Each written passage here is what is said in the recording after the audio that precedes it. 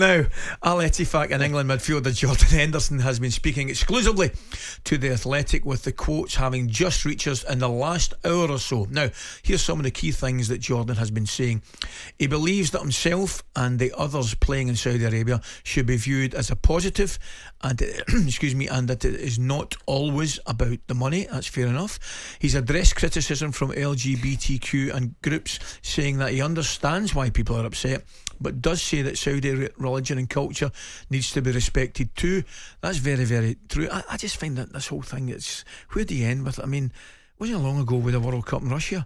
You know, we've had Olympics in Beijing. Yep. You know, you could go on. And he also says that it would only have taken one person asking him to stay at Liverpool for him to have done so. Well, that's interesting. Let's unpack all that in the company of a man who did the interview alongside his colleague Adam Crafton. It's a very good morning, and a good friend of the show, Athletic football correspondent David Ornstein. David, a very good morning. Hi, David. And thanks for joining us, mate. How are you, first of all? Morning, boys. I'm fine, thanks, and it's a pleasure to be on as always. Great, David. Thanks very much for joining us. Now, I have to say, first of all, I've got to congratulate in getting the interview, because this is an interview that a lot of people ourselves were wanting to get and wanting to listen to. How did the interview come about, and what did you think overall of Jordan's answers to most of your questions? Yeah, well, this is the sort of thing, Ali, that every media organisation is going to be wanting to do and requesting and making themselves available for. And you just hope that, you know, the parties involved decide that you're the right people and outlet to do it with, and you're very clear on the conditions.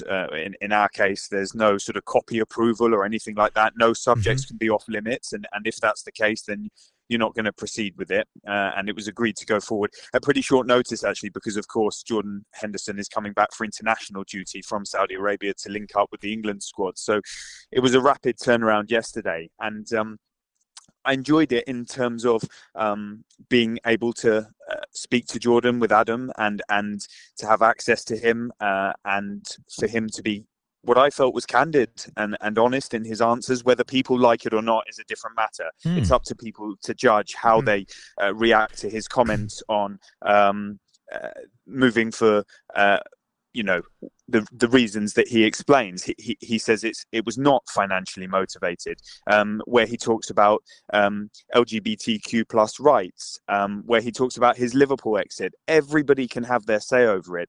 But I think, in my view, having been there with him, he was authentic, he was candid, he answered everything that came his way.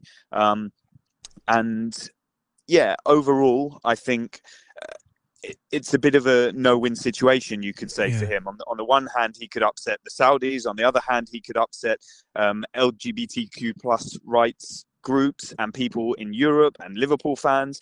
Damned if you do, damned if you don't. But at some point, he had to speak. And I think it's thorough. And I think within the sort of context of everything that's gone on, he gives a reasonable account of himself. How do you think it will be received, those answers?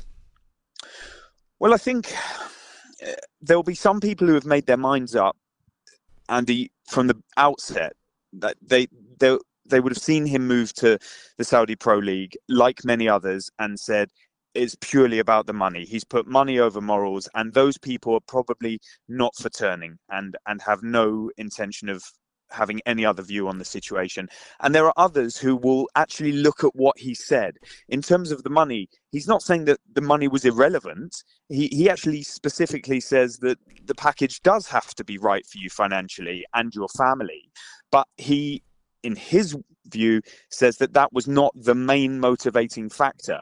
And when people would turn around and say, well, what is? He explains that the chance to work with Steven Gerrard and make a league as big as it intends to be, which many others are trying to do and not being scrutinised so much on, was a factor. He also says there were no other offers and that Liverpool didn't want him, essentially. And that became clear during the pre-season conversations. So what was his choice? To try and engineer other moves and to wait for others to come along, or to take this opportunity? He took this opportunity not solely, in his words, for the money and for the footballing opportunity, for the new lifestyle for him and his family, and to experience something different.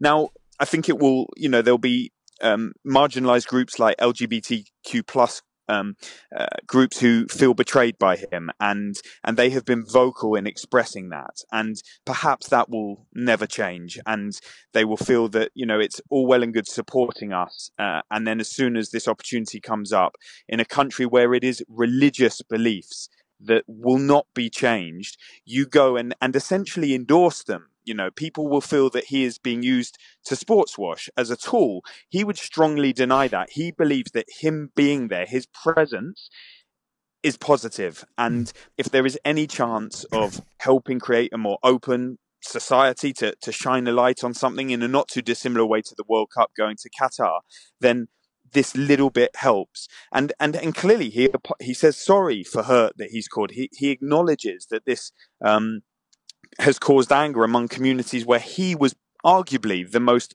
vocal advocate and supporter within football.